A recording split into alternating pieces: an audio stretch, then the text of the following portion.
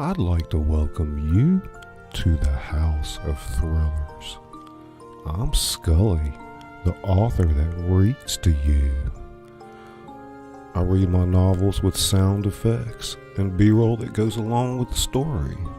Tonight, we're going to be reading a classic, Charles Dickens' A Christmas Carol. So buckle your seatbelt, it's quite the ride, and we'll see you on the other side.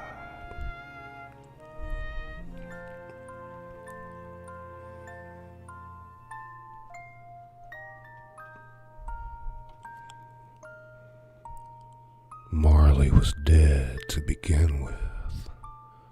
There is no doubt whatever about that. The register of his burial was signed by the clergyman, the clerk, the undertaker, and the chief mourner. Scrooge signed it, and Scrooge's name was good upon change, for anything he chose put his hand to. Old Marley was dead as a doornail. Mind, I don't mean to say that I know of my own knowledge what there is particularly dead about a doornail. I might have been inclined, myself, to regard a coffin nail as the deadest piece of ironmongery in the trade. But the wisdom of our ancestors is in the simile, and my unhallowed hand shall not disturb it, or the country's done for. You will therefore permit me to repeat, emphatically, that Marley was as dead as a doornail.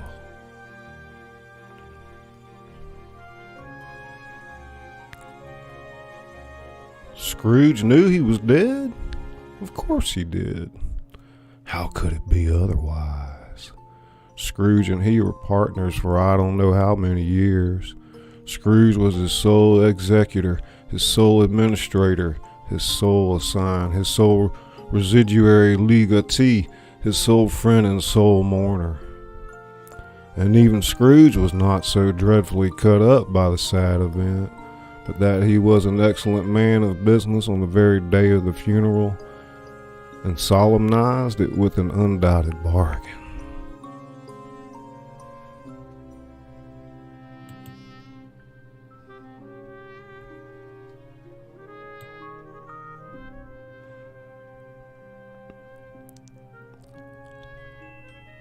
The mention of Marley's funeral brings me back to the point I started from. There is no doubt that Marley was dead. This must be distinctly understood, or nothing wonderful can come of the story I'm going to relate.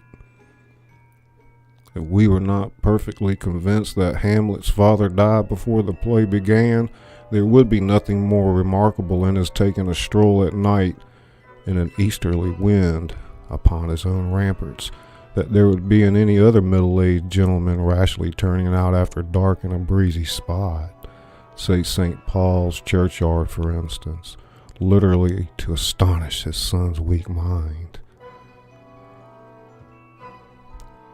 Scrooge never painted out old Marley's name.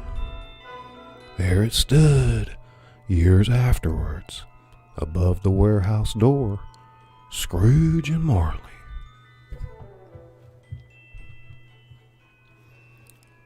The firm was known as Scrooge and Marley.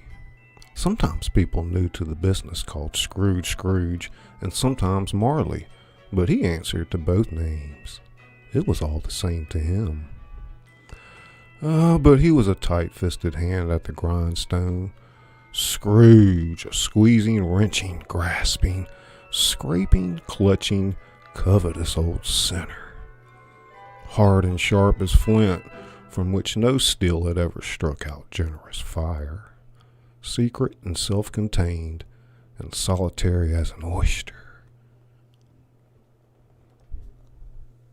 The cold within him froze his old features, nipped his pointed nose, shriveled his cheek, stiffened his gait, made his eyes red, his thin lips blue, and spoke out shrewdly in his grating voice. A frosty rime was on his head, and on his eyebrows, and his wiry chin. He carried his own low temperature always about with him. He iced his office in the dog days, and didn't thaw at 1 degree at Christmas.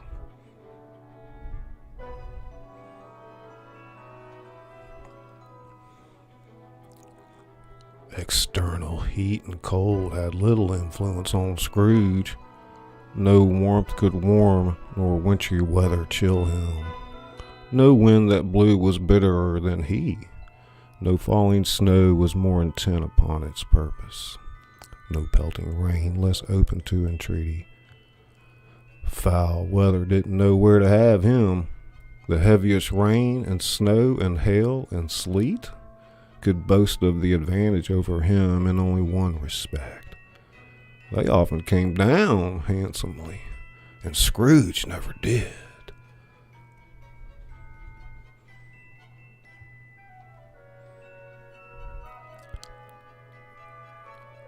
Nobody ever stopped him in the street to say, with gladsome looks, "My dear old Scrooge, how are you? When will you come to see me?" No beggars implored him to bestow a trifle. No children asked him what it was o'clock. No man or woman ever once in all his life inquired the way to such and such a place. Of Scrooge. Even the blind man's dogs appeared to know him, and when they saw him coming on, would tug their own owners into doorways and up courts, and then would wag their tails as though they said, "No eye at all is better than an evil eye, dark master."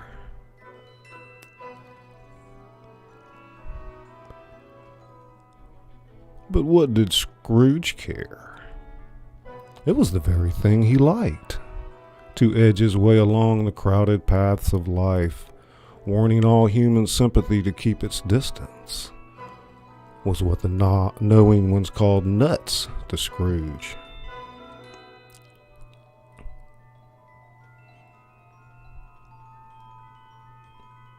Once upon a time, all the good days in the year, on Christmas Eve, old Scrooge sat busy in his courting house. It was cold, bleak, biting weather, foggy withal, and he could hear the people in the court outside go wheezing up and down, beating their hands upon their breasts, and stamping their feet upon the pavement stones to warm them. The city clocks had only just gone 3, but it was quite dark already. It had not been light all day, and candles were flaring in the windows of the neighboring offices like ruddy smears upon the palpable brown air.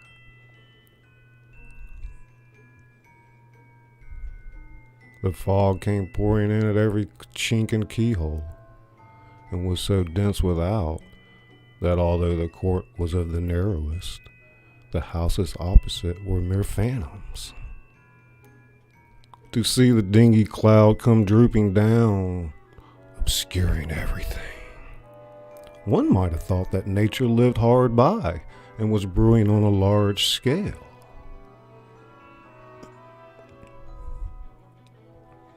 The door of Scrooge's counting house was open that he might keep his eye upon his clerk, who was in a dismal little cell beyond, a sort of tank, was copying letters. Scrooge had a very small fire, but the clerk's fire was so much smaller that it looked like one coal. But he couldn't replenish it, for Scrooge kept the coal box in his own room. And so surely as the clerk came in with the shovel, the master predicted that it would be necessary for them to part. Wherefore the clerk put on his white comforter and tried to warm himself at the candle, in which effort, not being a man of strong imagination, he failed.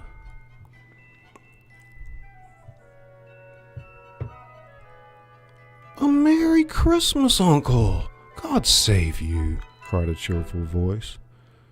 It was the voice of Scrooge's nephew, who came upon him so quickly that this was the first intimation of his approach. "Bah," said Scrooge. "Humbug." He had so heated himself with rapid walking in the fog and frost, this nephew of Scrooge's, that he was all in a glow. His face was ruddy and handsome, his eyes sparkled, and his breath smoked again. "Christmas a humbug, uncle," said Scrooge's nephew. "You don't mean that, I am sure." "I do," said Scrooge. "Merry Christmas. What right have you to be merry? What reason have you to be merry? You're poor enough." "Come then," returned the new nephew gaily. "What right have you to be dismal? What right have you to be morose? You're rich enough."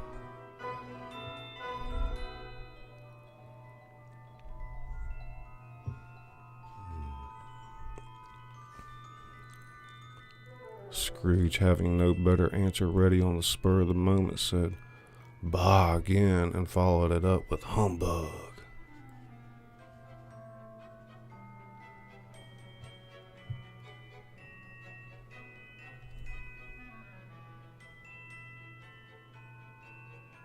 "What else can I be?" returned the uncle, "when I live in such a world of fools as this?"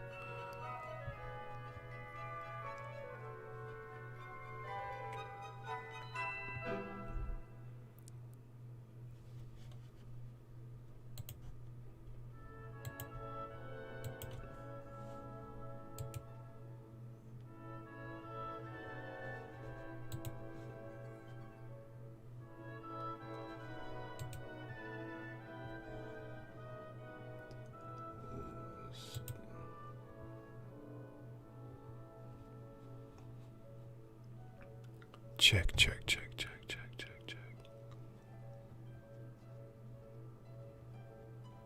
Check, check, check, check, check, check.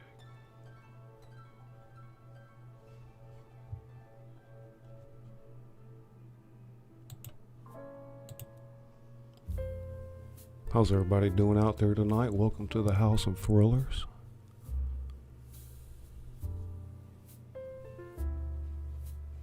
You guys out there?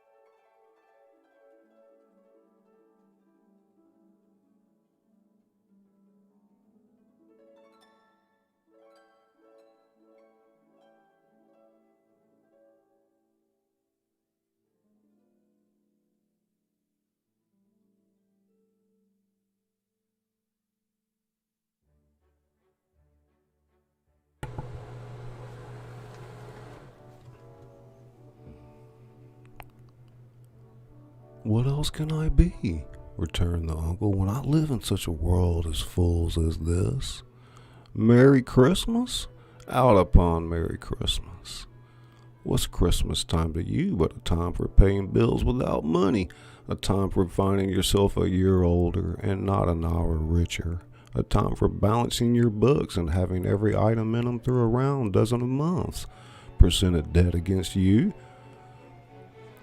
"If I could work my will," said Scrooge indignantly, "every idiot who goes about with Merry Christmas on his lips should be boiled with his own pudding and buried with a stake of holly through his heart, he should." "Uncle!" "Nephew, keep Christmas in your own way and let me keep it mine." "Keep it?" repeated Scrooge's nephew, "but you don't keep it." "Let me leave it alone then," said Scrooge. "Much good may it do you, much good it has ever done you."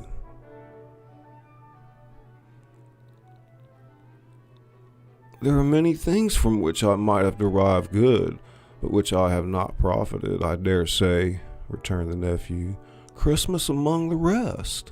But I'm sure I have always thought of Christmas time, when it has come round, apart from the veneration due to its sacred name and origin, if anything belonging to it can be apart from that, as good as a good time, a kind, forgiving, charitable, pleasant time, the only time I know of, in the long calendar of the year, when men and women seem by one consent to open their shut-up hearts freely, and to think of people below them as if they really were fellow passengers to the grave, and not another race of creatures bound on other journeys. And therefore, uncle, though it has never put a scrap of gold or silver in my pocket, I believe that it has done me good, and will do me good, and I say, God bless it."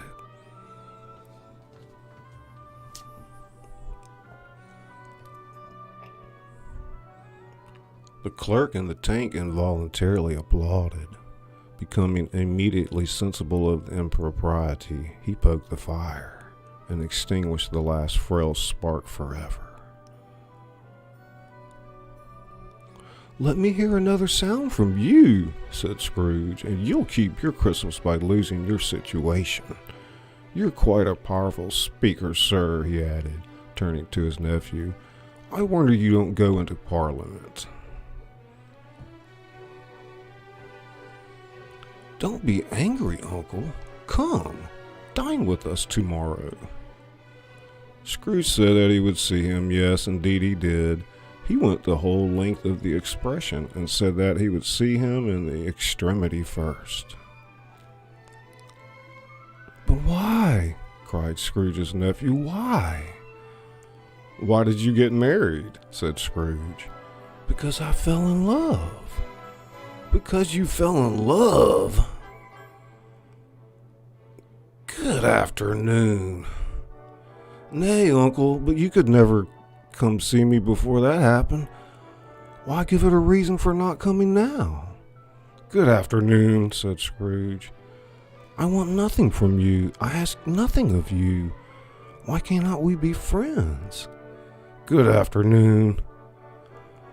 "I am sorry with all my heart to find you so resolute.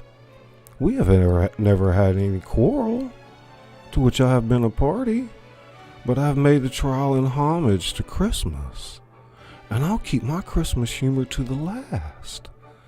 So a Merry Christmas, uncle." "Good afternoon." "And a Happy New Year." "Good afternoon." His nephew left the room without an angry word, notwithstanding. He stopped at the outer door to bestow the greetings of the season on the clerk, who, cold as he was warmer than Scrooge, for he returned them cordially. "There's another fellow," muttered Scrooge, who overheard him, "my clerk, with 15 shillings a week, and a wife and family, talking about a Merry Christmas. I'll retire to Bedlam." This lunatic, in letting Scrooge's nephew out, had let 2 other people in. They were portly gentlemen, pleasant to behold, and now stood with their hats off. In Scrooge's office, they had books and papers in their hands and bowed to him.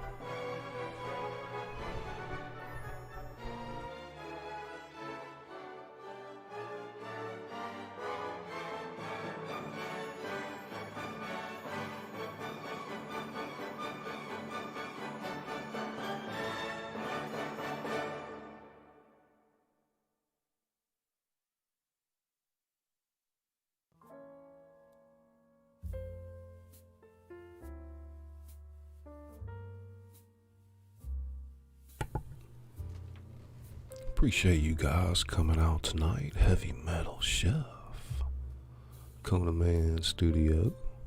Welcome to the House of Thrillers. Aimless Cardosa. Hey Chris, how are you this evening, my friend? Bottle Caps.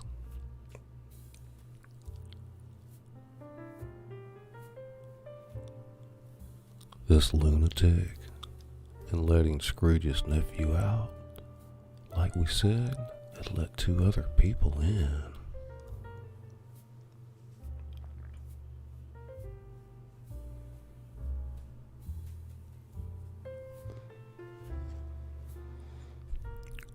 Mr. Marley has been dead these 7 years, Scrooge replied.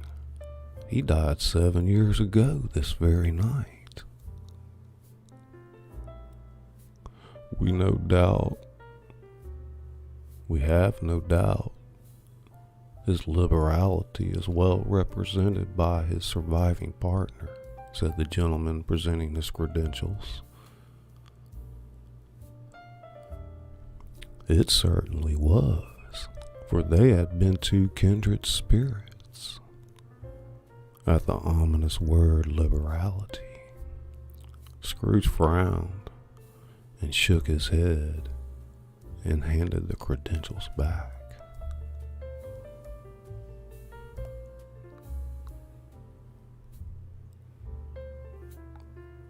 At this festive season of the year, Mr. Scrooge, said the gentleman, taking up a pen, it is more than usually desirable that we should make some slight provision for the poor and destitute, who suffer greatly at the present time.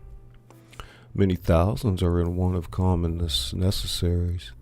Hundreds of thousands are in want of common comforts, sir.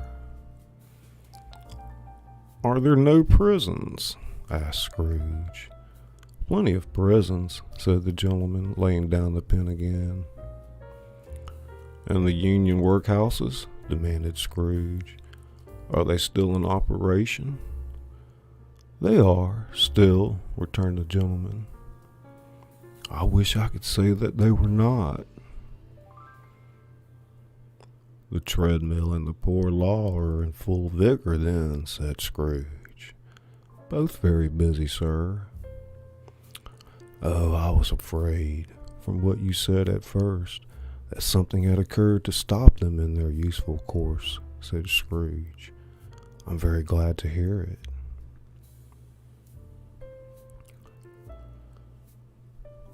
Under the impression that they scarcely furnish Christian cheer of mind or body to the multitude, a few of us are endeavoring to raise a fund to buy the poor some meat and drink, a means of warmth.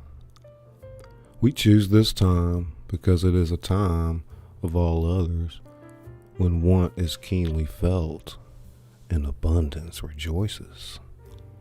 What shall I put you down for? Nothing, replied Scrooge. You wish to be anonymous? I wish to be left alone. Since you asked me what I wish, gentlemen, that is my answer.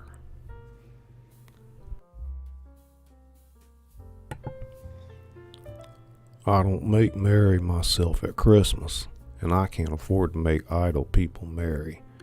I help to support the establishments I have mentioned. They cost enough, and those who are badly off must go there. Many can't go there, and many would rather die. If they would rather die, said Scrooge, they had better do it, and decrease the surplus population. Besides, excuse me, I don't know that. But you might know it, observed the gentleman. It's not my business. It's enough for a man to understand his own business, and not to interfere with other people's. Mine occupies me constantly. Good afternoon, gentlemen.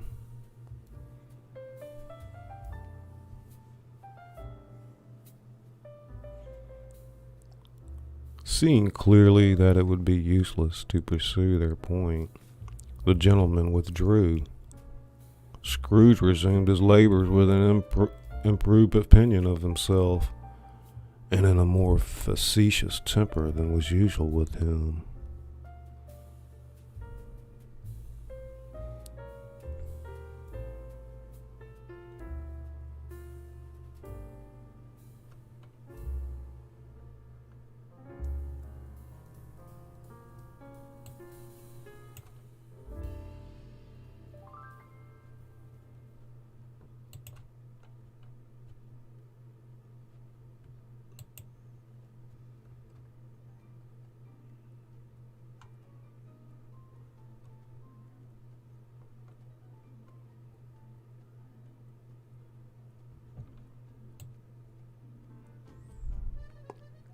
Meanwhile, the fog and darkness thickened so that people ran about with flaring links, proffering their services to go before horses and carriages and conduct them on the way. The ancient tower of a church, whose gruff old bell was always peeping silly down at Scrooge out of a Gothic window in the wall, became invisible and struck the hours and quarters in the clouds with tremulous vibrations afterwards, as if the teeth were chattering in its frozen head up there. The cold became intense. In the main street, at the corner of Court, some laborers were repairing the gas pipes, and had lighted a great fire in a brazier, round which a party of ragged men and boys were gathered, warming their hands and winking their eyes before the blaze in rapture. The water plug being left in solitude, its overflowing sullenly congealed, and turned to misanthropic ice. Misanthropic ice.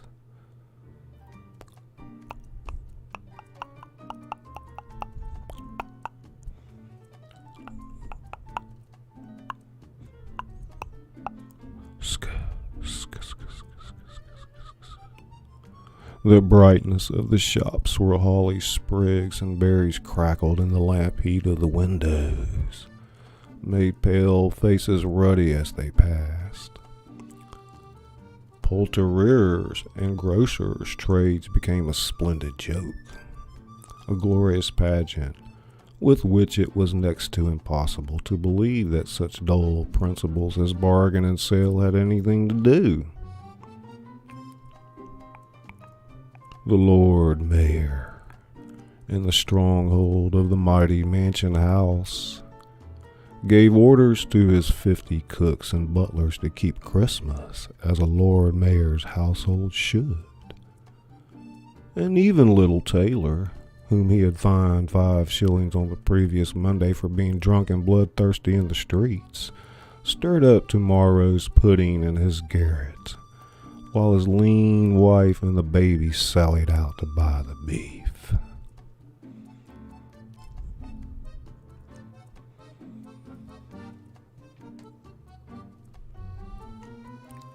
Foggier yet, and colder, piercing, searching, biting cold, If the good Saint Dunstan had but nipped the evil spirit's nose with a touch of such weather as that, instead of using his familiar weapons, then indeed he would have roared to lusty purpose.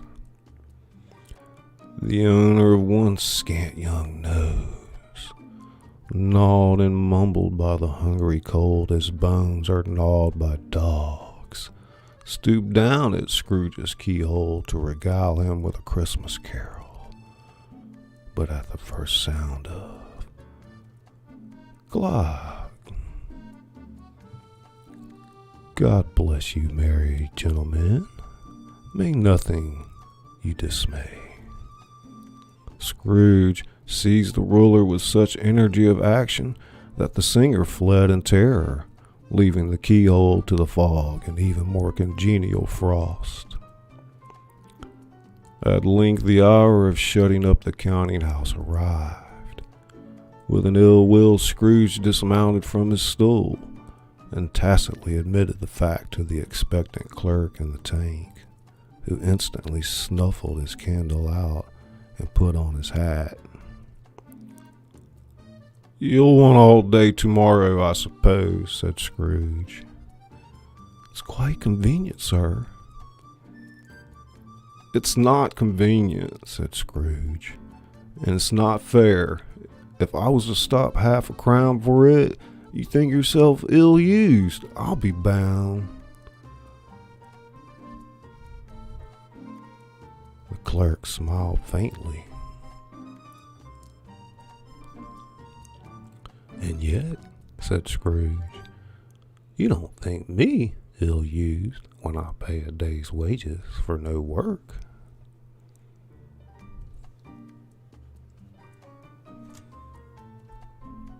The clerk observed that it was only once a year.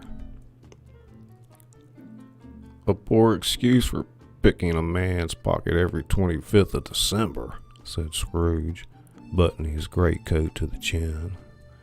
"But I suppose you must have the whole day. Be here all earlier next morning." The clerk promised that he would, and Scrooge walked out with a growl.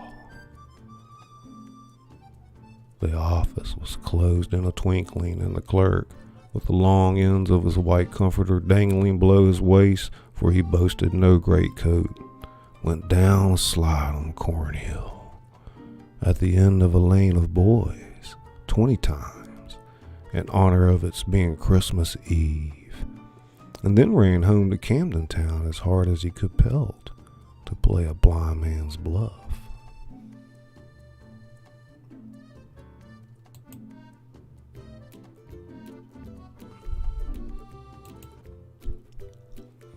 Scrooge took his melancholy dinner at his usual melancholy tavern, and having read all the newspapers and beguiled the rest of the evening with his banker's book, went home to bed.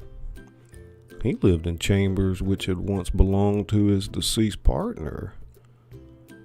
They were a gloomy suite of rooms in a lowering pile of building up a yard where it had so little business to be that one could scarcely help fancying it must have run there when it was a young house, playing at hide and seek with other houses, and have forgotten the way out again. It was old enough now, and dreary enough, for nobody lived in it but Scrooge, the other rooms being all let out as offices. The yard was so dark that even Scrooge, who knew its every stone, was fain to grope with his hands. The fog and frost so hung about the black old gateway of the house that it seemed as if the genius of the weather sat in a mournful meditation on threshold.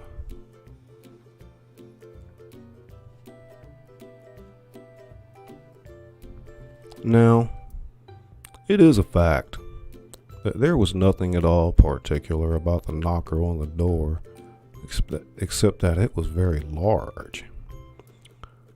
It is also a fact that Scrooge had seen it night and morning during his whole residence in that place. Also that Scrooge had a little of what is called fancy about him as any man in the city of London, even including, which is a bold word, the corporation, alderman, and livery. Let it alone be borne in mind that Scrooge had not bestowed one thought on Marley since his last mention of his 7 years dead partner that afternoon. And then let any man explain to me, if he can, how it happened that Scrooge, having his key in the lock of the door, saw in the knocker, without its undergoing any intermediate process of change, not a knocker, but Marley's face. Marley's face. Marley's face.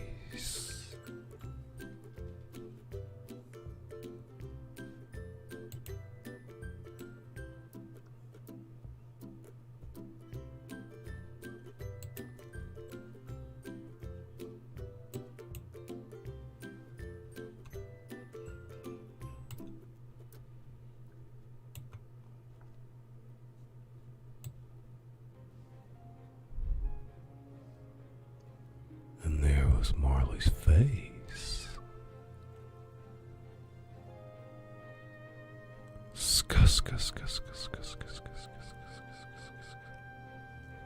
Marley's face.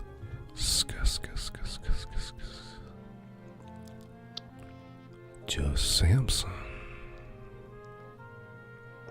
Sean S. Beats. The unspeakable. The unspeakable. Marley's face. Amos Cardoso. Amos Cardoso.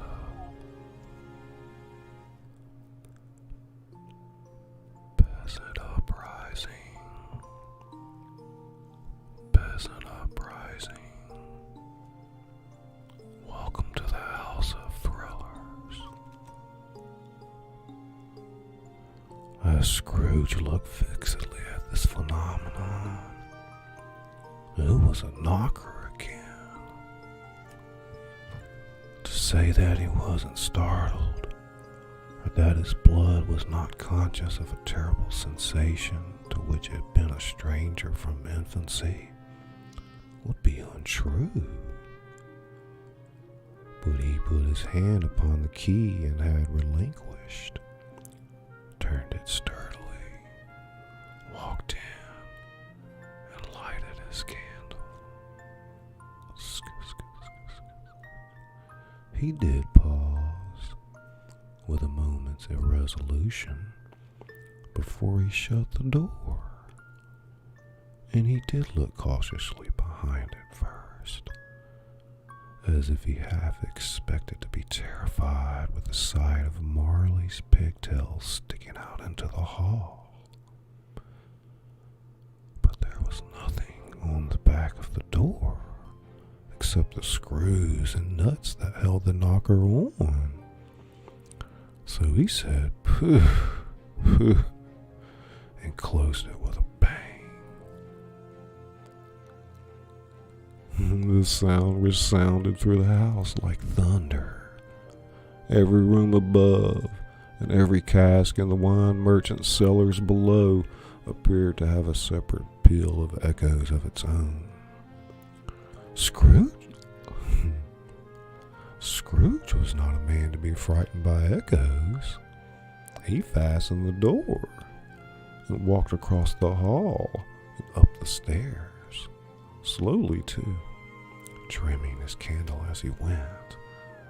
You may talk vaguely about driving a coach and six up a good old flight of stairs or through a bad young Act of Parliament, but I mean to say you might have got a hearse up that staircase and taken it broadwise with the splinter bar toward the wall and the door toward the balustrades. Done it easy. There was plenty of width for that and room to spare, which is perhaps the reason why Scrooge thought he saw a locomotive hearse going on before him in the gloom. Half a dozen gas lamps out on the streets wouldn't have lighted the entry too well. so you may suppose that it was pretty dark with Scrooge's dip.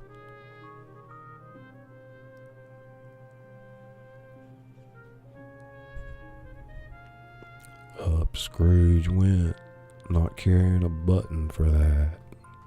Darkness is cheap, and Scrooge liked it. But before he shut his heavy door, he walked through his rooms to see that all was right. He had just enough recollection of the face to desire to do that.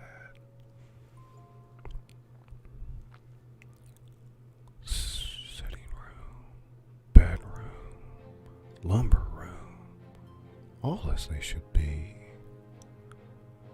Nobody under the table, nobody under the sofa, a small fire in the grate, a spoon and basin ready, and the little saucepan of gruel. Scrooge had a cold in his head upon the hob. Nobody under the bed, nobody in the closet, nobody in his dressing gown, which was hanging up in a suspicious attitude against the wall. Lumber room as usual.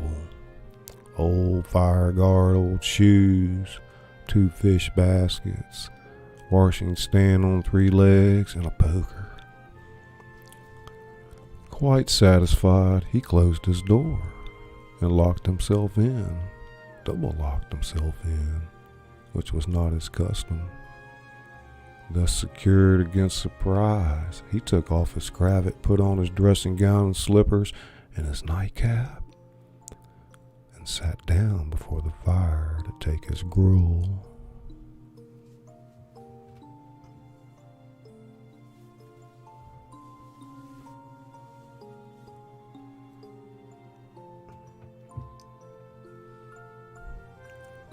It was a very low fire indeed, nothing on such a bitter night. He was obliged to sit close to it and brood over it before he could extract the least sensation of warmth from such a handful of fuel. The fireplace was an old one, built by some Dutch merchant long ago, and paved all round with quaint Dutch tiles, designed to illustrate the scriptures. There were Cains and Abels, pharaohs and daughters, queens of Sheba, angelic messengers descending through the air on clouds like feather beds, Abrahams, Belshazzars, apostles putting off to sea in butter boats, hundreds of figures to attract his thoughts.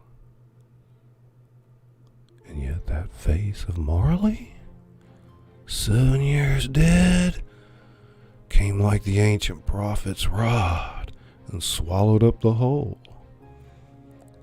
If each smooth tile had been a blank at first, with power to shape some picture on its surface from the disjointed fragments of his thoughts, there would have been a copy of old Marley's head on every one. "Humbug," said Scrooge, and walked across the room.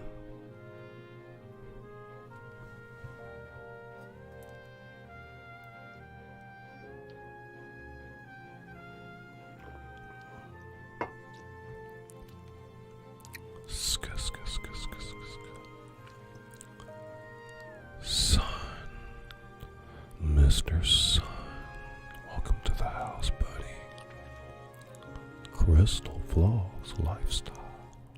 Crystal Vlogs Lifestyle. CJ Lutero. CJ Lutero. NDT. NDT.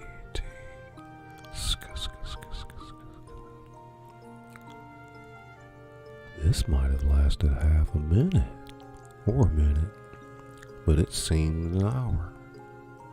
The bells ceased as they had begun together. They were succeeded by a clinking noise deep down below, as if some person were dragging a heavy chain over the cask in the wine merchant's cellar. Scrooge then remembered to have heard that ghosts in haunted houses were described as dragging chains.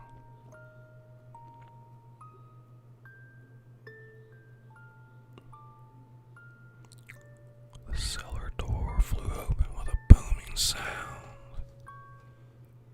and then he heard the noise much louder on the floors below, then coming up the stairs, then coming straight towards his door. "It's humbug still," said Scrooge.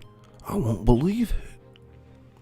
His color changed, though, when, without a pause, it came on through the heavy door and passed into the room before his eyes. Upon its coming in, the dying flame leaped up as though it cried, "I know him, Marley's ghost," and fell again. The same face, the very same. Marley in his pigtail, usual waistcoat, tights, and boots, the tassels on the latter bristling like his pigtail, and his coat skirts and his hair upon his head. The chain he drew was clasped about the middle. It was long and wound about him like a tail, and it was made for Scrooge. Cash boxes, keys, padlocks, ledgers, deeds, and heavy purses wrought in steel. His body was transparent, so that Scrooge, observing him and looking through his waistcoat, could see the 2 buttons on his coat behind.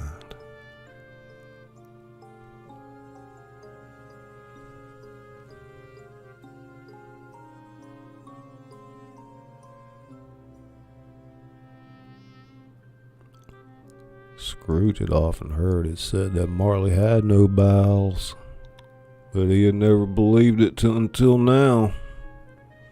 No, nor did he believe it even then,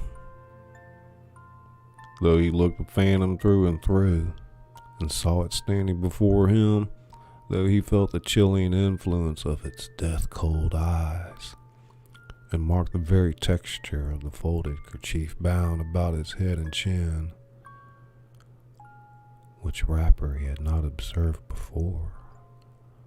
He still was incredulous and fought against his senses.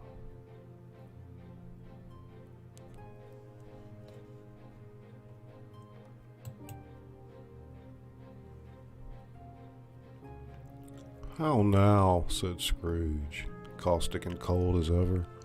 "What do you want with me?" "Much." Marley's voice, no doubt about it. "Who are you?" "Ask me who I was." "Who were you then?" "You're particular for a shade." He was going to say to a shade, but substituted this as more appropriate. "In life I was your partner, Jacob Marley." Can you sit down?" asked Scrooge, looking doubtfully at him. "I can." "Do it then." Scrooge asked him the question, because he didn't know whether a ghost so transparent might find himself in a condition to take a chair, and felt that in the event of its being impossible, it might involve the necessity of an embarrassing explanation.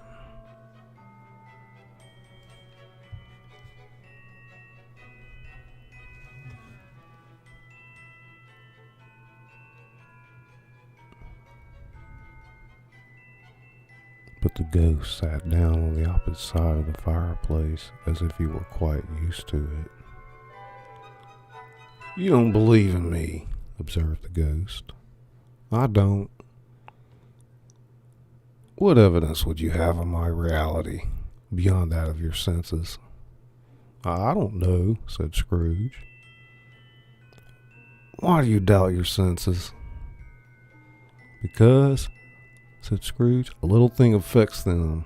A slight disorder of stomach makes them cheats. You may be an undigested bit of beef, a blot of mustard, a crumb of cheese, a fragment of an undertone potato. There's more of gravy than of grave about you, whatever you are.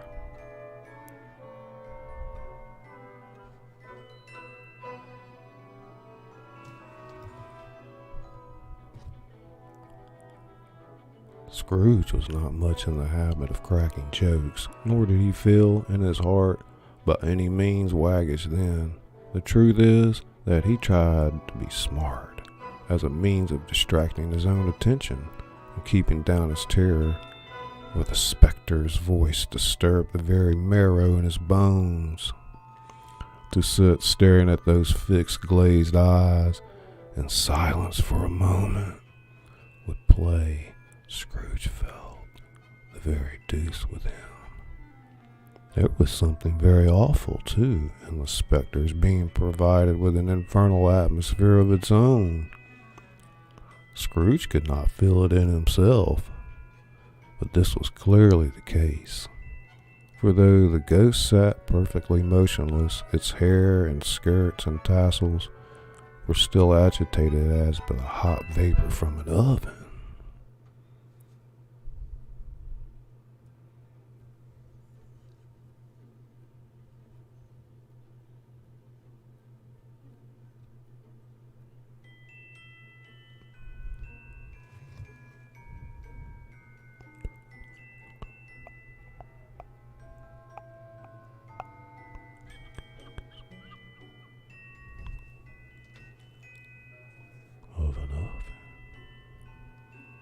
Soothing sound girl, soothing sound girl. Welcome to the House of Thrillers.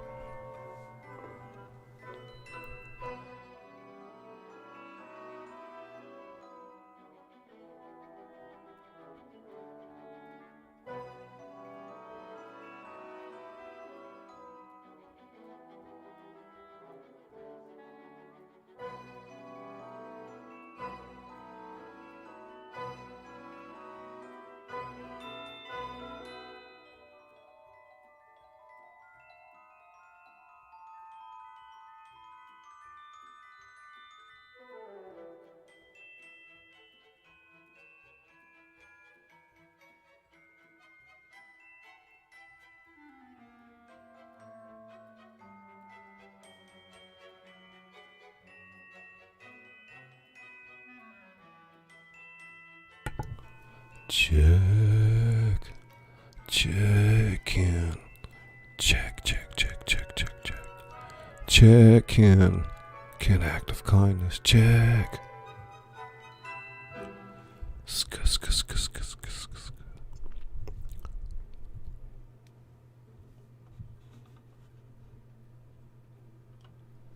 Check in. Check.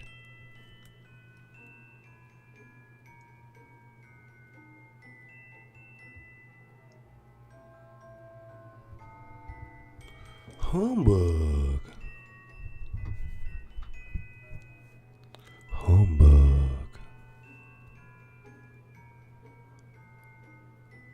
Well, returned Scrooge, I have but to swallow this, and be for the rest of my days persecuted by a legion of goblins, all of my own creation. Humbug, I tell you, humbug.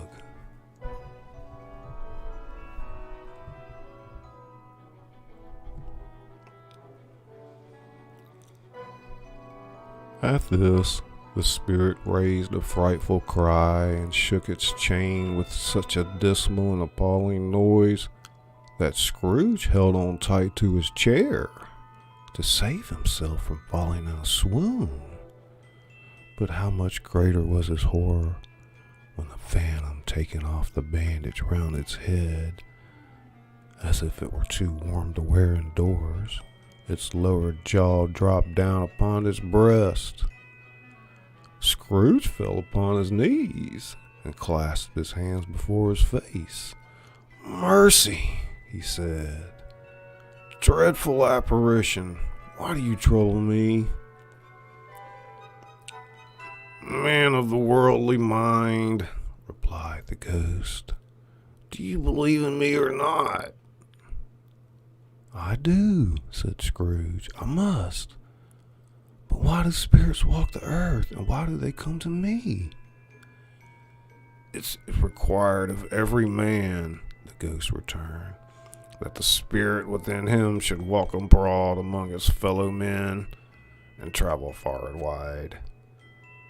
And if that spirit goes not forth in life, it is condemned to do so after death. It is doomed to wander through the world, oh woe is me, and witness what it cannot share, but might have shared on earth and turned to happiness." Again the specter raised a cry, and shook its chain, and wrung its shadowy hands. "You are fettered," said Scrooge, trembling. "Tell me why." "I wear the chain I forged in life. I made it link by link and yard by yard. I girded it on my own free will, and of my own free will I wear it. Is its pattern strange to you?" Scrooge trembled more and more. "Or would you know," pursued the ghost, "the weight and length of the strong coil you bear yourself? It was full as heavy and long as this 7 Christmas Eves ago. You have labored on it since. It is a ponderous chain."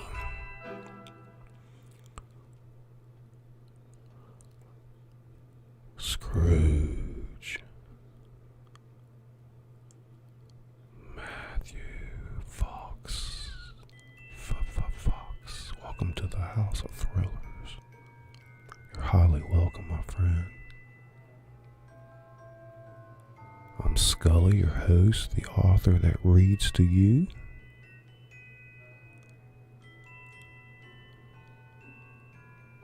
This is Charles Dickens, A Christmas Carol.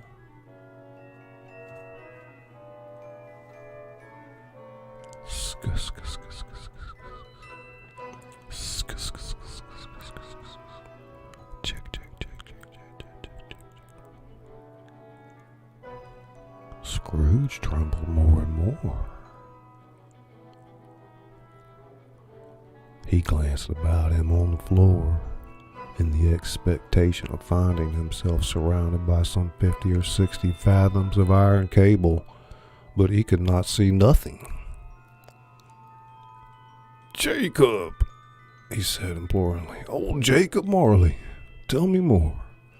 Speak comfort to me, Jacob." "I have none to give," the ghost replied. "It comes from other regions, Ebenezer Scrooge, and is conveyed by other ministers to other kinds of men. Nor can I tell you what I would. A very little more is all permitted to me. I cannot rest. I cannot stay. I cannot linger anywhere. My spirit never walked beyond our counting house, mark me. In my life,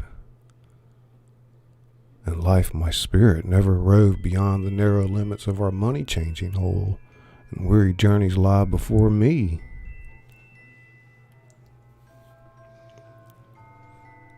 It was a habit with Scrooge, whenever he became thoughtful, to put his hands in his breeches pocket.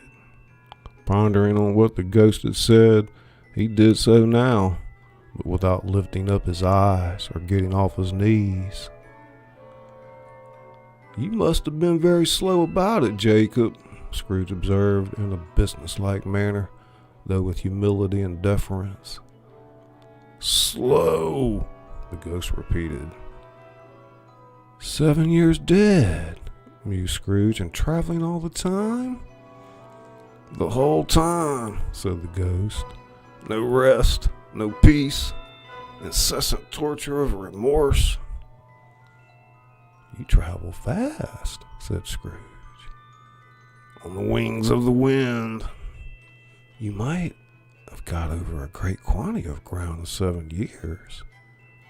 The ghost, on hearing this, set up another cry and clanked its chain so hideously in the dead silence of the night that the ward would have been justified in indicting it for a nuisance. "Oh, captive bound and double ironed," cried the phantom, "not to know that ages of incessant labor by mortal creatures, for this earth must pass into eternity before the good of which it is susceptible is all developed. Not to know that any Christian spirit working kindly in its little sphere, whatever it may be, will find its mortal life too short for its vast means of usefulness. Not to know that no space of regret can make amends for one's life opportunities misused. Yet such was I. Oh, such was I. But you were always a good man of business, Jacob," faltered Scrooge, who now began to apply this to himself. "Business!" cried the ghost, wringing his hands again. "Mankind was my business. The common welfare was my business. Charity, mercy, forbearance, and benevolence were all my business. The dealings of my trade were but a drop of water in the comprehensive ocean of my business." It held up its chain at arm's length, as if that were the cause of all its unavailing grief, and flung it heavily upon the ground again. "At this time of the rolling year, I suffer most. Why did I walk through the crowds of fellow beings with my eyes turned down, and never raise them to that blessed star which led the wise men to a poor abode? Were there no poor homes to which its light would have conducted me?" Scrooge was very much dismayed to hear the spectre going on at this rate, and began to quake exceedingly. "Hear me!" cried the ghost. "My time is nearly gone." "I will," said Scrooge, "but don't be hard upon me. Don't be flowery, Jacob, pray." "How's that I appear before you in a shape that you can see? I may not tell. I have sat invisible beside you many and many a day." It was not an agreeable idea. Scrooge shivered and wiped the perspiration from his brow. "That is no light part of my penance," pursued the ghost. "I am here tonight to warn you that you have yet a chance and hope of escaping my fate. A chance and hope of my procuring Ebenezer. You are always a good friend to me." "Thank you." "You will be haunted by 3 spirits." Scrooge's countenance fell almost as low as the ghost had done. "Is that the chance and hope you mentioned, Jacob?" "It is." I think I'd rather not." "Without their visits, you cannot hope to shun the path I have tread. Expect the first tomorrow when the bell tolls 1. "Couldn't I take 'em all at once and have it over, Jacob?" "Expect the second on the next night at the same hour. The third upon the next night when the last stroke of 12 has ceased to vibrate. Look to me to see no more. And look that, for your own sake, you remember what has passed between us."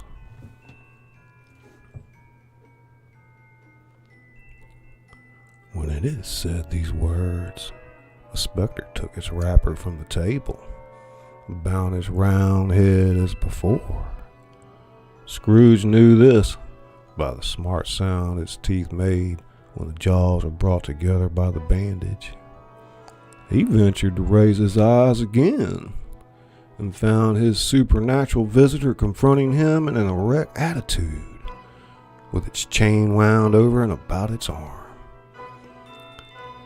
The apparition walked backward from him, and every step it took, the window raised itself a little, so that when the specter reached it, it was wide open. It beckoned Scrooge to approach, which he did.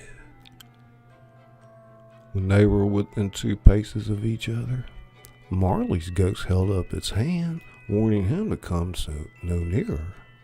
Scrooge stopped, not so much in obedience as in surprise and fear. For on the raising of the hand, he became sensible of confused noises in the air, incoherent sounds of lamentation and regret, wailings inexpressibly sorrowful and self-accusatory. The spectre, after listening for a moment, joined in the mournful dirge and floated out upon the bleak, dark night.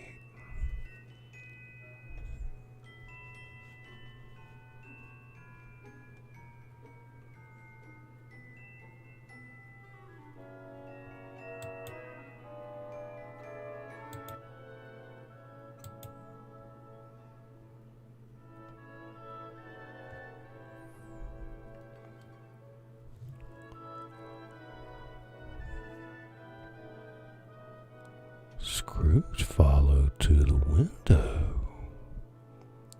Desperate in his curiosity, he looked out. The air was filled with phantoms, wandering hither and thither in restless haste, and moaning as they went. Every one of them wore chains like Marley's ghost. Some few, they might be guilty governments, were linked together. None were free. Many had been personally known to Scrooge in their lives. He had been quite familiar with one old ghost in a white waistcoat with a monstrous iron safe attached to its ankle, who cried piteously as being unable to assist a wretched woman with an infant, whom it saw below upon a doorstep. The misery with them all was clear, that they sought to interfere for good in human matters and had lost the power forever.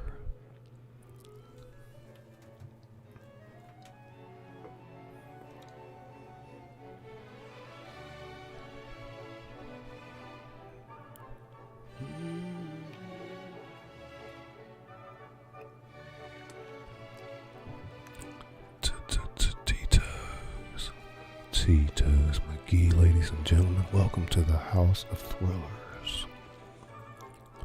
Matthew Fox, you're highly welcome.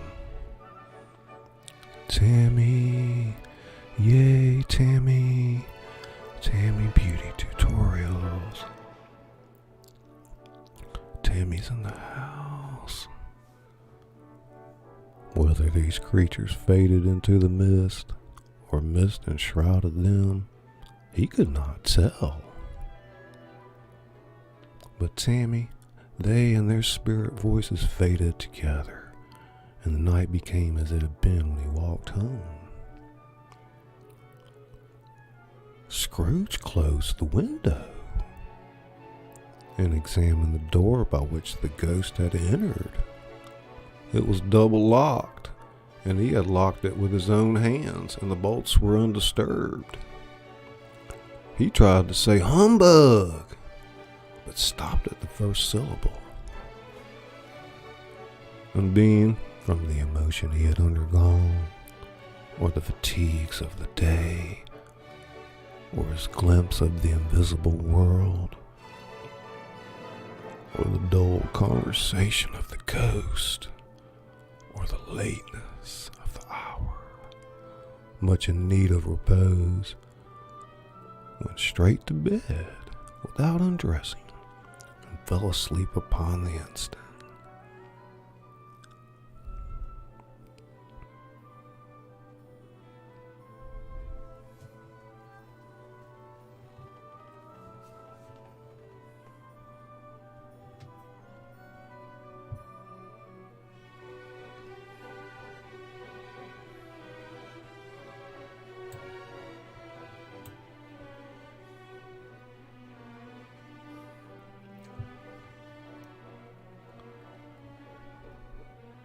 Timmy says, Scully, this is so good.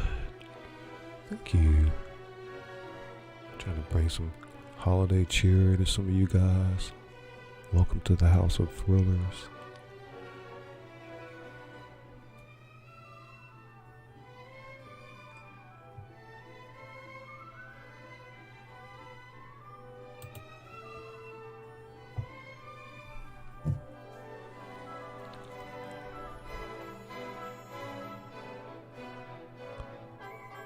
When Scrooge awoke, it was so dark that looking out of bed, he could scarcely distinguish the transparent window from the opaque walls of his chamber.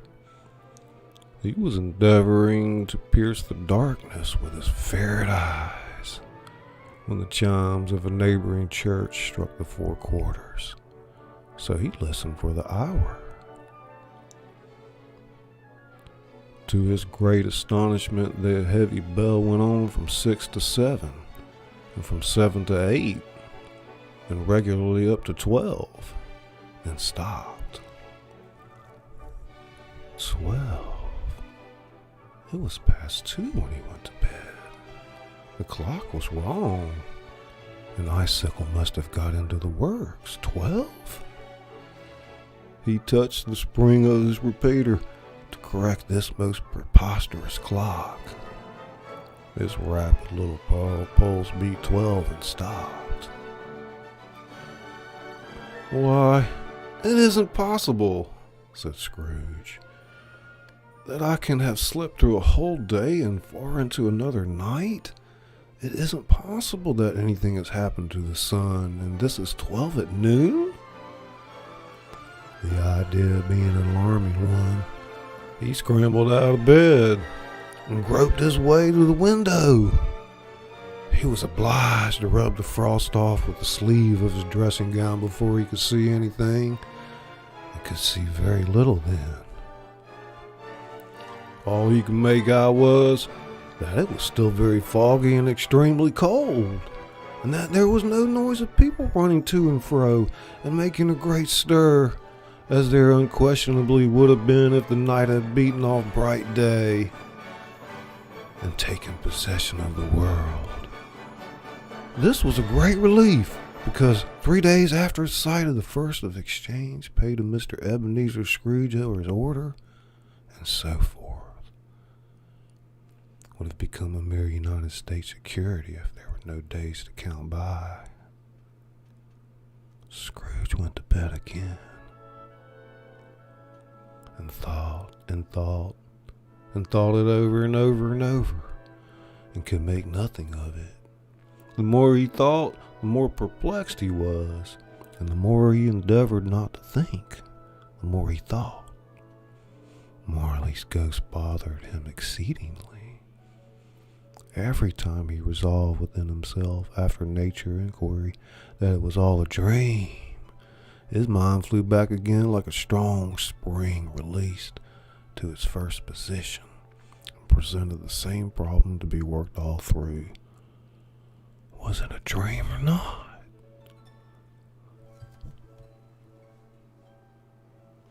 Scrooge lay in this state until the chimes had gone 3 quarters more. Then he remembered, on a sudden, that the ghost had warned him of a visitation when the bell tolled 1.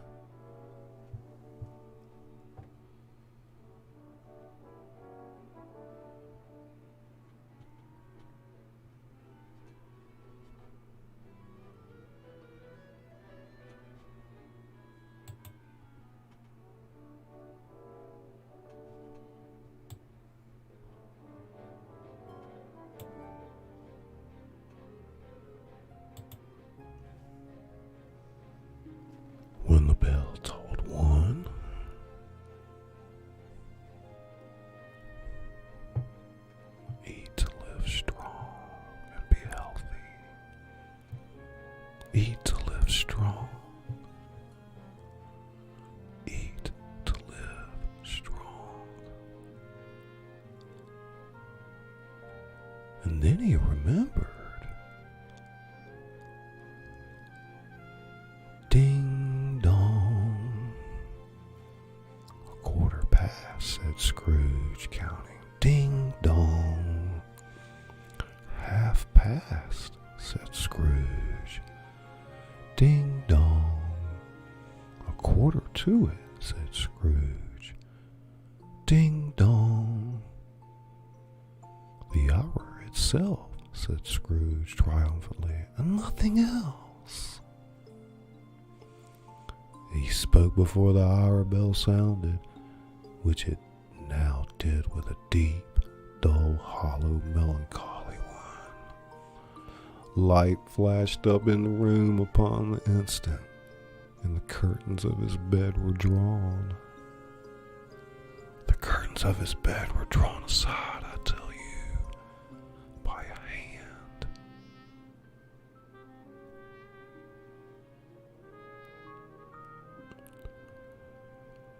Not the curtains at his feet, nor the curtains at his back, but those to which his face was addressed. The curtains of his bed were drawn aside, and Scrooge, starting up into a half-recumbent attitude, found himself face to face with the unearthly visitor who drew them, as close to it as I am now to you, and I am standing in the spirit at your elbow. It was a strange figure, like a child, yet not so like a child as like an old man, viewed through some supernatural medium, which gave him the appearance of having receded from the view and being diminished to a child's proportions. Its hair, which hung about its neck and down its back, was white as with age, and yet the face had not a wrinkle in it, and the tenderest bloom was on the skin. The arms were very long and muscular, the hands the same, as if its hold were of uncommon strength. Its legs and feet, mostly delicately formed, were, like those of upper members, bare. It wore a tunic of the purest white, and round its waist was bound a lustrous belt, the sheen of which was beautiful. It held a branch of fresh green holly in its hand, and, in singular contradiction of that wintry emblem, had its dress trimmed with summer flowers.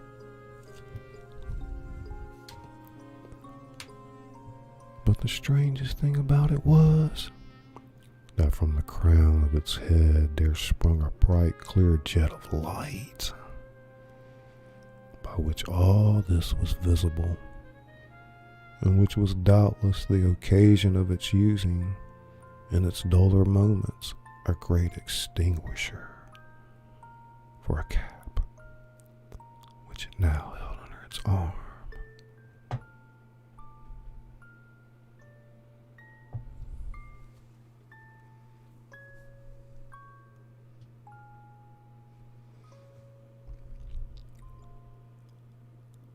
When Scrooge looked at it with increasing steadiness, was not its strangest quality, for at its belt sparkled and glittered now in one part of it and now in another, and what was light one instant, at another time was dark, so the figure itself fluctuated in its distinctness, being now a thing with one arm, now with one leg, now with 20 legs, now a pair of legs without a head, now a head without a body, of which dissolving parts no outline would be visible in the dense gloom wherein they melted away. And the very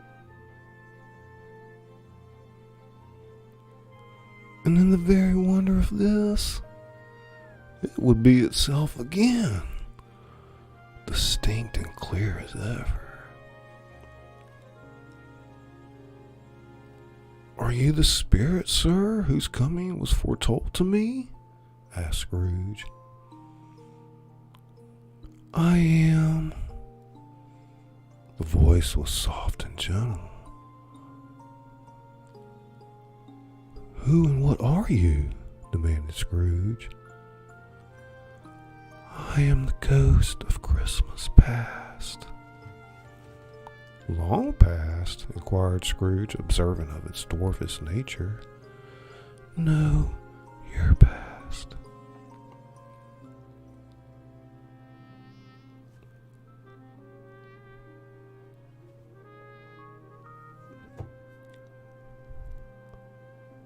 Heavy metal shelf.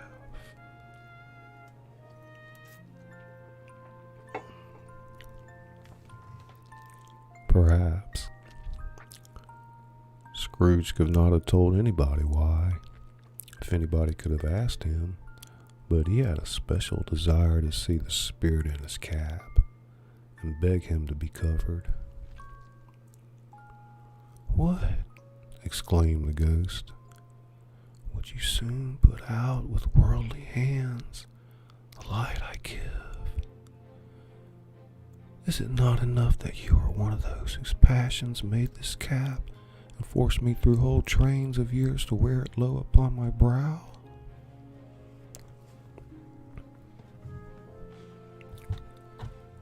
Scrooge reverently disclaimed all intention to offend or any knowledge of having willfully bonneted the spirit at any period of his life. He then made bold to inquire what business brought him there. "Your welfare," said the ghost.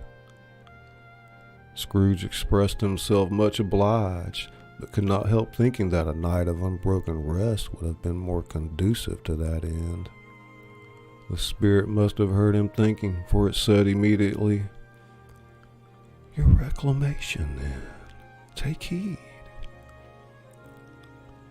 It put out its strong hand as it spoke, and clasped him gently on the arm. "Rise and walk with me." It would have been in vain for Scrooge to plead that the weather and the hour were not adapted to pedestrian purposes. The bed was warm, and the thermometer a long way below freezing, that he was clad but lightly in slippers.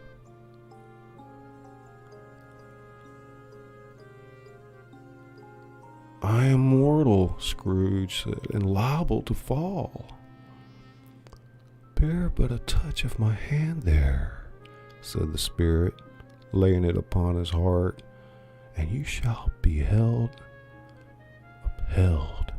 and more than this."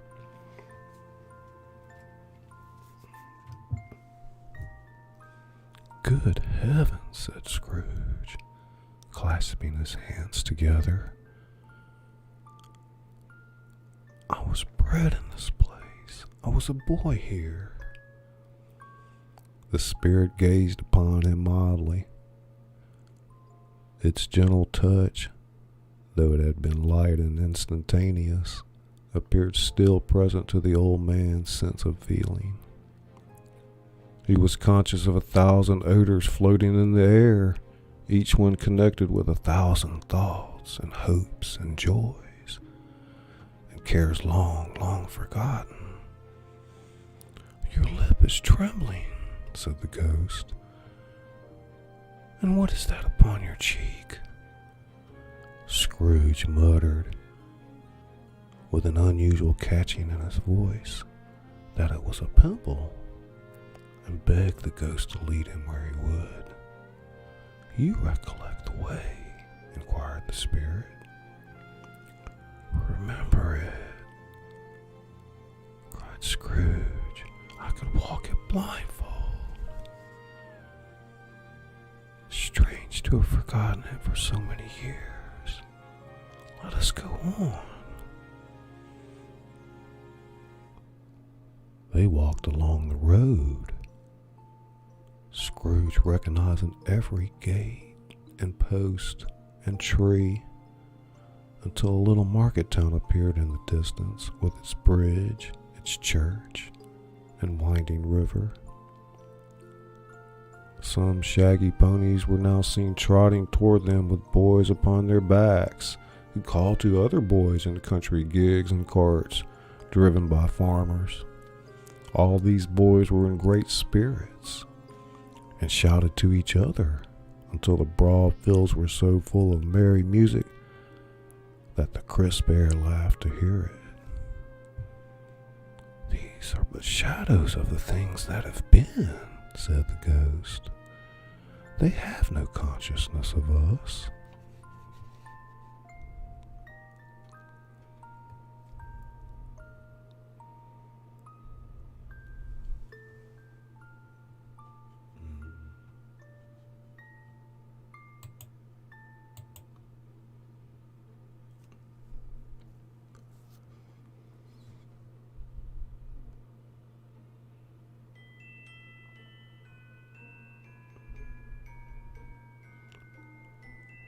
I'm your host, Scully, the author that reads to you.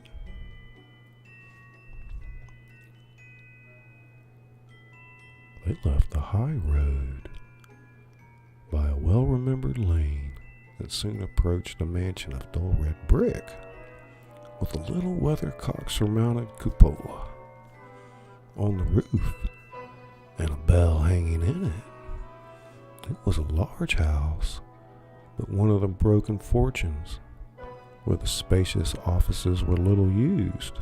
Their walls were damp and mossy, their windows broken, and their gates decayed. Fowls clucked and strutted in the stables, and the coach house and sheds were overrun with grass. Nor was it more retentive of its ancient state within. For entering the dreary hall and glancing through the open doors of many rooms, they found them poorly furnished, cold, and vast.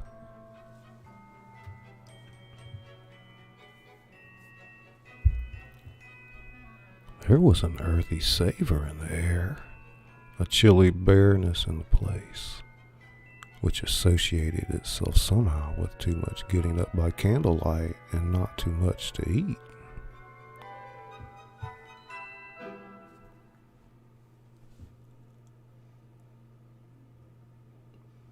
Sammy's superstar. Take a quick break, you guys. Be right back.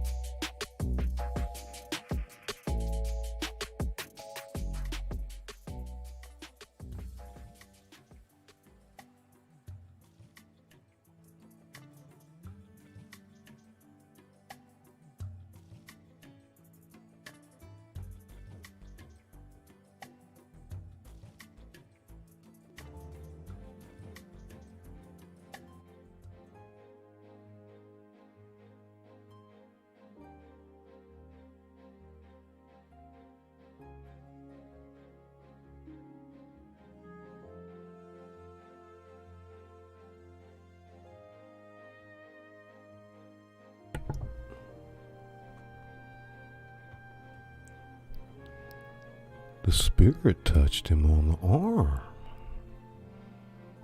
and pointed to his young self, intent upon his reading. Suddenly a man in foreign garments, wonderfully real and distinct to look at, stood outside the window with an axe stuck in his belt and leading an ass laden with wood by the bridle.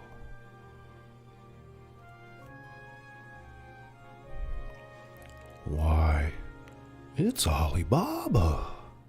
Scrooge exclaimed in ecstasy. "It's dear old honest Ali Baba! Yes, I know. One Christmas time, when yonder solitary child was left here all alone, he did come. For the first time, just like that. Poor boy. And Valentine," said Scrooge, "and his wild brother Orson, there they go. And what's his name? Who was put down in his drawers asleep at the gate of Damascus? Don't you see him? And the Sultan's groom turned upside down by the General. There he is upon his head. Serve him right. I'm glad of it. What business had he to be married to the princess?"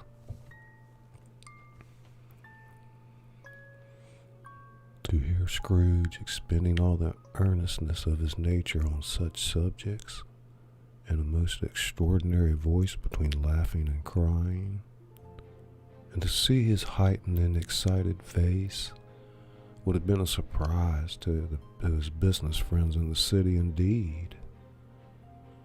"There's the parrot!" cried Scrooge.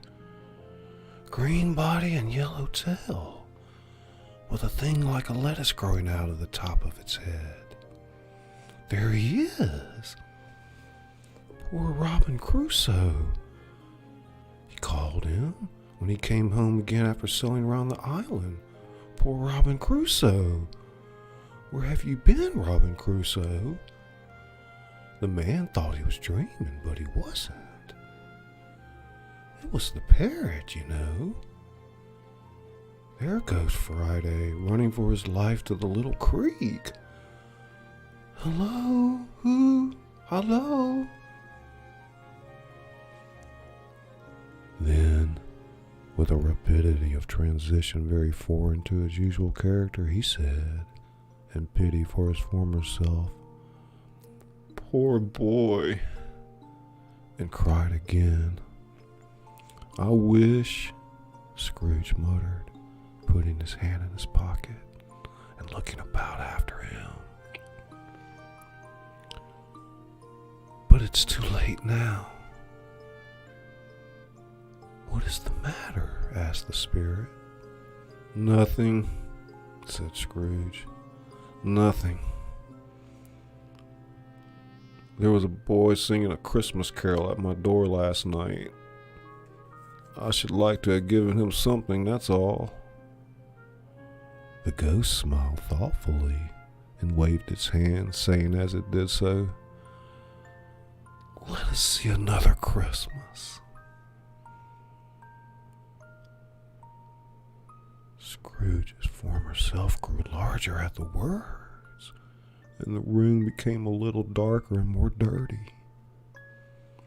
The panels shrunk, the windows cracked, fragments of plaster fell out of the ceiling,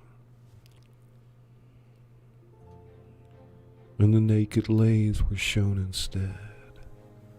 But how all this was brought about, Scrooge knew no more than you do. He only knew that it was quite correct, that everything had happened so, that there he was, all alone again, when all the other boys had gone home for the jolly holidays. He was not reading now, but walking up and down despairingly. Scrooge looked at the ghost, and with a mournful shaking of his head, glanced anxiously towards the door. It opened, and a little girl, much younger than the boy, came darting in and putting her arms about his neck and often kissing him, addressed him as her dear, dear brother.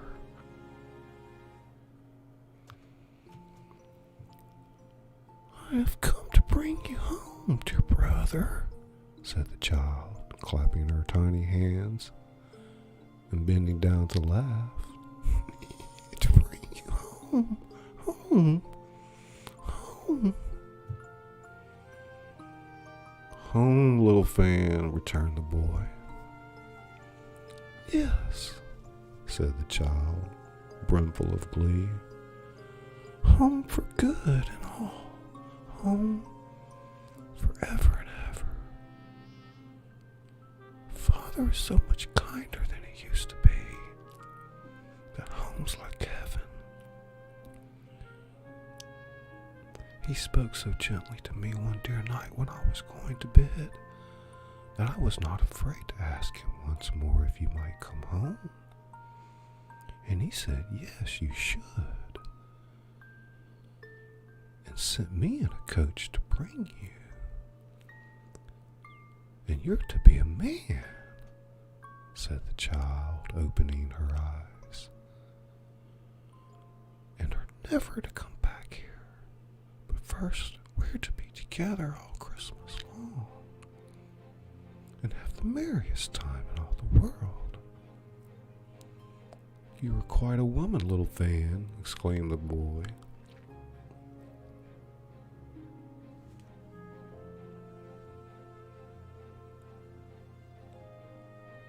She clapped her hands and laughed and tried to touch his head, but being too little, laughed again and stood out on tiptoe to embrace him. Then she began to drag him in her childish eagerness towards the door, and he, nothing loth to go, accompanied her.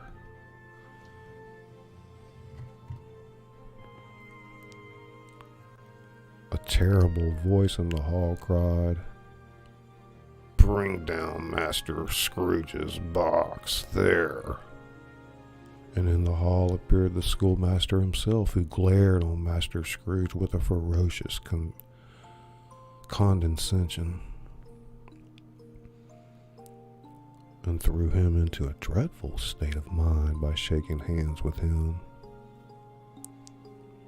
He then conveyed him and his sister into the veriest old well of a shivering best parlor that ever was seen, where the maps upon the wall and the celestial and terrestrial globes in the windows were waxy with cold. Here he produced a decanter of curiously light wine and a block of curiously heavy cake, and administered installments of those dainties to the young people, at the same time sending out a meager servant to offer a glass of something to the postboy, who answered that he thanked the gentleman, but it was the same tap as he had tasted before. He had rather not.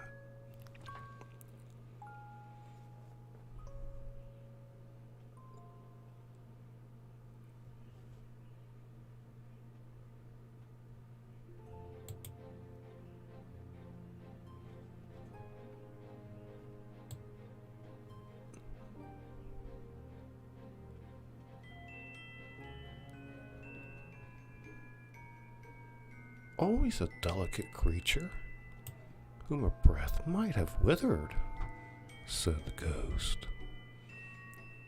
She had a large heart. So she had, cried Scrooge. You're right.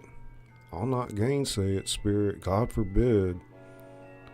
She died a woman, said the ghost, and had, as I think, children. One child, Scrooge returned. True, said the ghost, your nephew.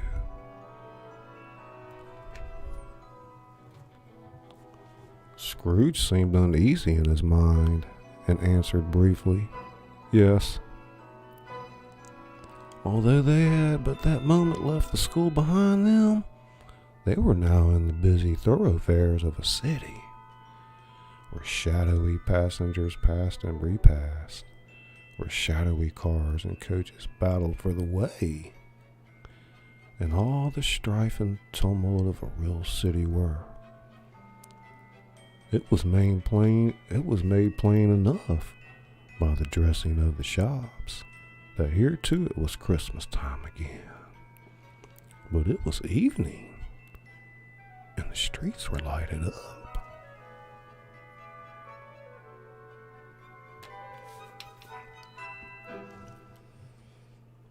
Sean S. Beats. Welcome to the house, buddy. Ladies and gentlemen, welcome in to the House of Thrillers, Linda Parker. Linda Parker, you're highly welcome, my dear. Matthew Fox says, I would love to go back to Christmas past. Art is fun with Keely V. Welcome to the house, Neo. Sammy Superstar.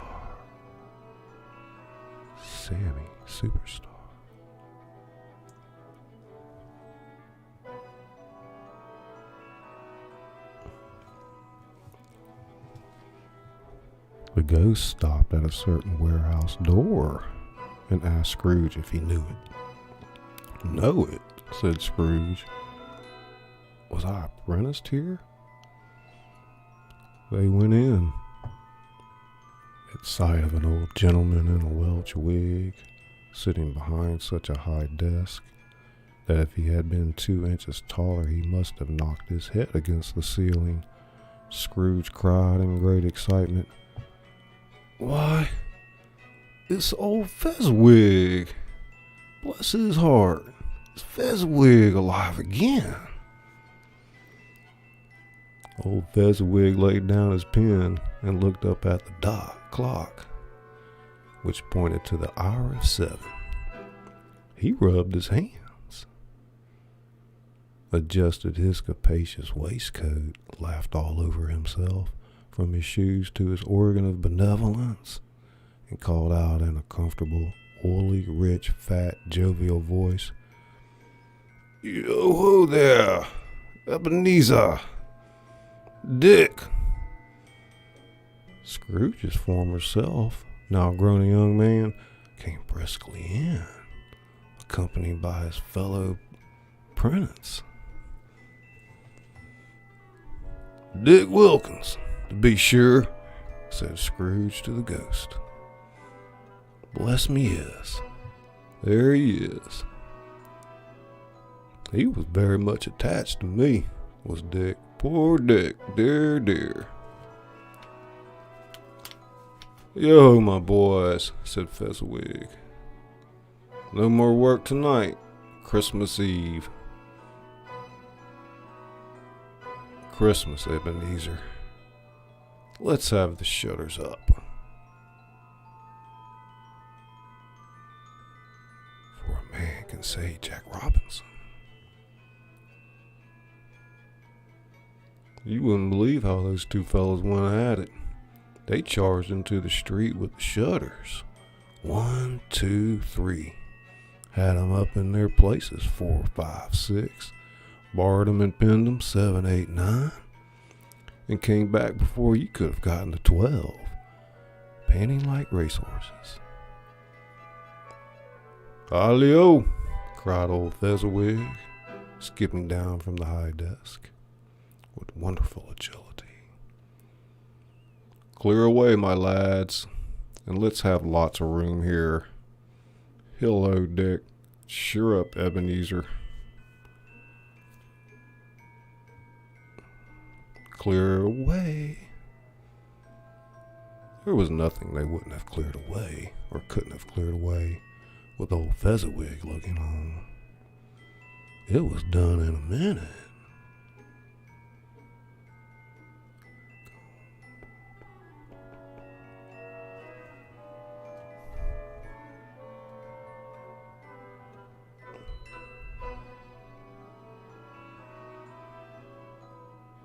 In came a fiddler with a music book and went up to the lofty desk and made an orchestra of it.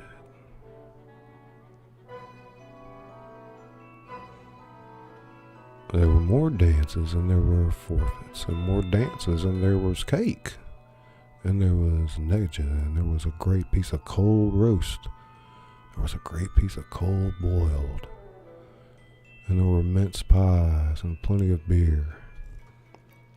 But the great effect of the evening came after the roast and boiled,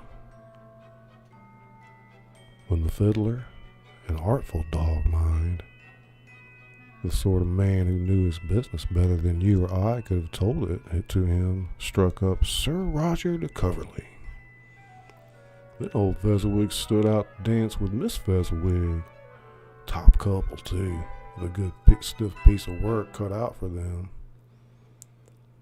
3 or 4 and 20 pair of partners, people who were not to be trifled with, people who would dance and had nothing to walk.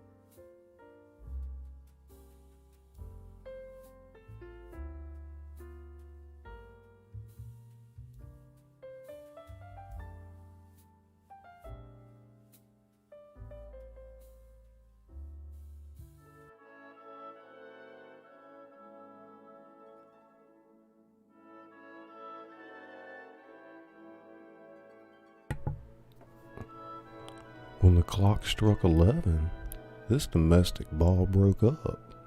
Mr. and Mrs. Fezziwig took their stations, one on either side the door, and shaking hands with every person individually as he or she went on, wished him or her a Merry Christmas.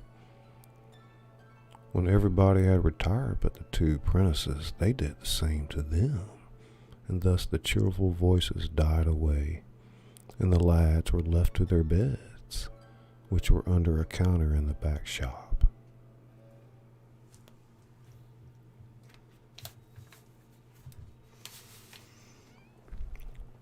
During the whole time of this, Scrooge had acted like a man out of his wits. His heart and soul were in the scene, and with his former self. He corroborated everything, remembered everything, enjoyed everything, and underwent the strangest agitation. It was not until now, when the bright faces of his former self and Dick returned from them, that he remembered the ghost, and became conscious that it was looking full upon him, while the light upon its head burnt very clear. "A small matter," said the ghost, "to make these silly folks so full of gratitude." "Small," echoed Scrooge. The spirit signed to him to listen to the two apprentices, who were pouring out their hearts in praise of Fezziwig, and when he had done so, said, "Why, is it not? He has spent but a few pounds of your mortal money, 3 or 4 perhaps. Is that so much that he deserves this praise?" "It isn't that," said Scrooge. "It isn't that, Spirit. He has the power to render us happy or unhappy, to make our services light or burdensome, a pleasure or a toil. Say that his power lies in words and looks, and things so slight and insignificant that it is impossible to add and count them up. What then? The happiness he gives is quite as great as if it cost a fortune." He felt the spirit's glance and stopped. "What is the matter?" asked the ghost. "Nothing particular," said Scrooge. "Something, I think," said the ghost. "No, I should like to be able to say a word or two to my clerk just now, that's all." His former self turned down the lamps as he gave utterance to the wish, and Scrooge and the ghost again stood side by side in the open air. "My time grows short," observed the spirit. "Quick." This was not addressed to Scrooge or to anyone whom he could see, but it produced an immediate effect, for again Scrooge saw himself. He was older now, a man in the prime of life. His face had not the harsh and rigid lines of later years, but it had begun to wear the signs of care and avarice. There was an eager, greedy, restless motion in the eye, which showed the passion that had taken root, and where the shadow of the growing tree would fall. He was not alone, but sat side by side of a fair young girl in a morning dress, in whose eyes there were tears, which sparkled in the light that shone out of the ghost of Christmas past.